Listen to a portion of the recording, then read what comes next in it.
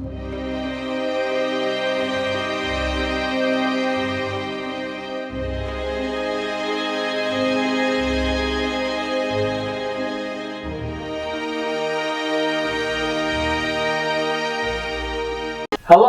welcome to another episode of Colonial Metalsmithing. This will be a continuation of the Paul Revere North Church lantern. We will start by going over the assembly. Now I have all the components here, starting with the different types of tops. These are in a laid out section, so they still have to be folded up. Here's another pattern, and let me just remove the pattern to show you how I do it. Obviously, a pattern gives you a lot more symmetry. The patterns are different. As you can see, the brass pattern has a lot more punchings, and that's just the artistic nature of the beast. So then I have the chimneys, and basically I have four, so you can tell that I'm looking at putting together and assembling four lanterns. And then I have the rounded columns and the bottoms. So obviously these will be the tops, and I'll show you how I fabricate those. Now the first thing I do is I tin all the brass parts. And what I mean by that is I'll put on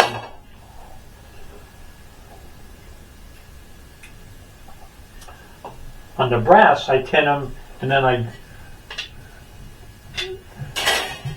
tin both sides, and then I would just have to clamp them in place, and when I heat them, the solder will melt, or the tin, and I said tin, but it's actually regular 60-40 solder, which is typically what they use on stained glass.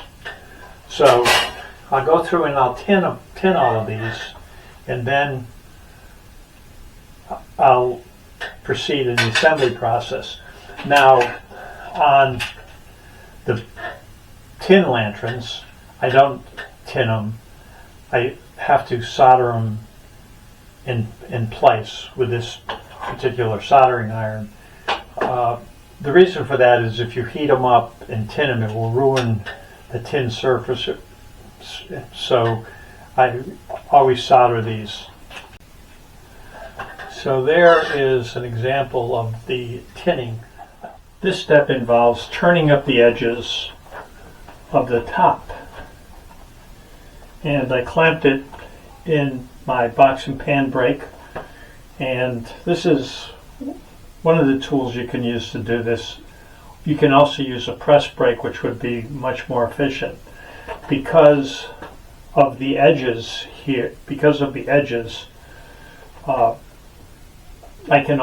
I have to go around about 3 times before it's actually brought up to the right height. I make sure that the backside of the punches is on the inside, because there's always a little bit of a burr and you don't want to scrape your hands on it. So I bring it up, and when I get to the point where these parts start to bend, then I move it to the next chord.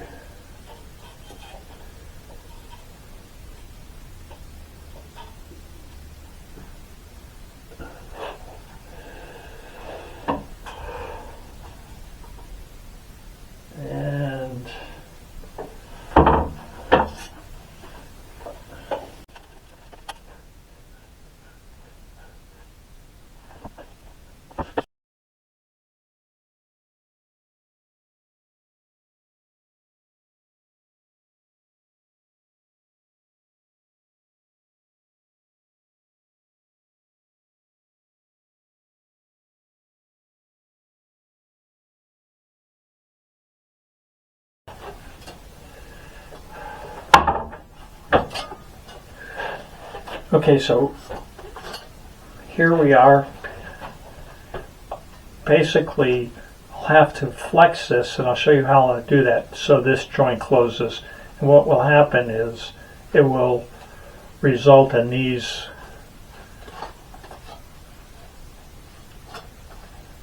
flanges or sides being turned down to the proper angle.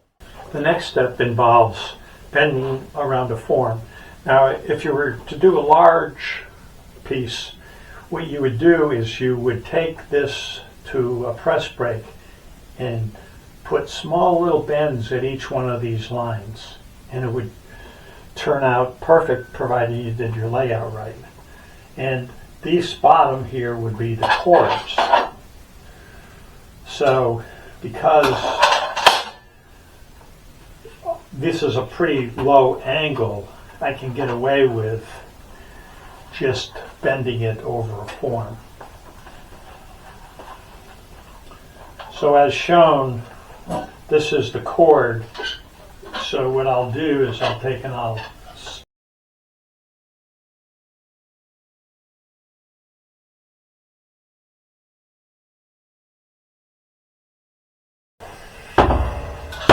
now I'm going to switch over to a form that has a larger radius.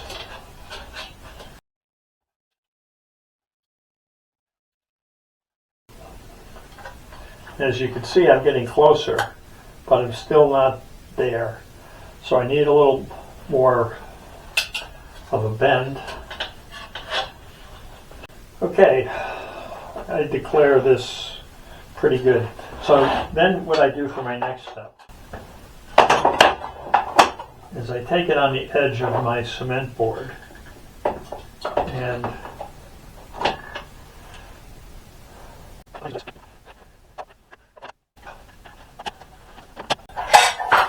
so let me check this with a straight edge, see what it looks like. That looks pretty good. Okay, so I have 2 clamps.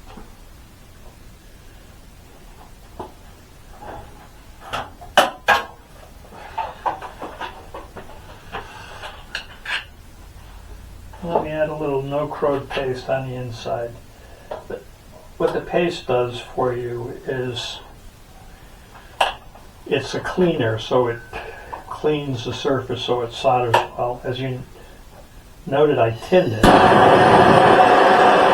Okay, so let me just take a piece of steel wool. This is double 4/0 steel wool, and clean it up. If you look at it this way, you can see that it looks pretty good. Now that I got the top made, I will attach the chimney to the top. And the reason I do that at this stage is because it's actually challenging when you have the base on to reach in here with a soldering iron. So this is a little bit easier way of doing it. And it won't interfere with the installation of the bottom.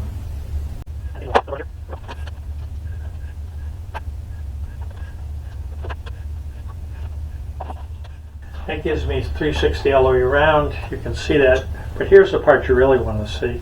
This is the finished surface. You want just a little bit of solder showing, you know, like you actually soldered it. And this is, you know, extremely strong and rigid. Now, I did solder this top. I used the same process of bending it. When I go to put these on, they never fit perfectly. So then I have to take and file them. You know, they're usually within maybe a 1/16 of an inch. So it's a little bit tedious, but there's no other way around it. And also check it with a ruler to determine that it's at 5 inches. It is very important to get the columns vertical, and this is a right angle, of course. And I have a weight to hold the bottom in place, and these clamps are not holding it in place, they're positioning it so that it is vertical, and I check it. What I'm going to do is take and put the top on next, and this should be fairly simple. If the bottom, when you solder something, it's permanent in place. Actually, that works out pretty well. That is really the right way to go. Now, it's always better to do this before you put the feet on. Now, in the case of a tin lantern, I actually have to use the soldering iron to put it on. The next step is to put the feet on, and as you can see, the feet are already on this. The purpose of that is, one, to fill holes, and then the finials on the top. Now, these finials are really finials that you would buy for the top of shade on a lantern. And this is a 7/8 diameter ring. It's to hold a candle. It has a slit in the front. That's by design. The slit is to allow, when a real wax candle is used, to lift it out. I'm going to tin it, and then I'll just hold it in place with a weight. So here we go.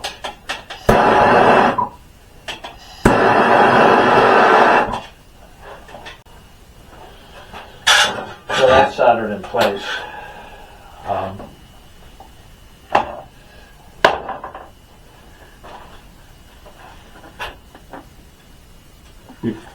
You can see the little ring of solder around there that will hold. Now, one of the other things we have to do is put on the glass clips, and the glass clips are required to obviously hold the glass in place, right? Now, these glass clips are channels and will go on the bottom, and the reason is because with a 3/4 inch to 3/4 inch flange or lip, the glass that you would need to go from top to bottom, you just can't physically get in there because you only have the diagonal. Okay, so the clip is in place, same procedure.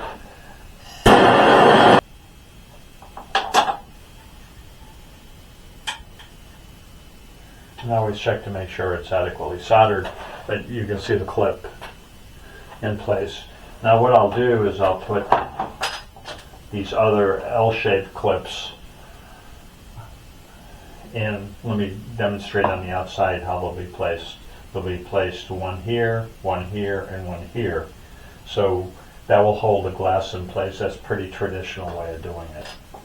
Now the other thing is, as you can see, I already put these finials on, and that gives you a pretty nice look.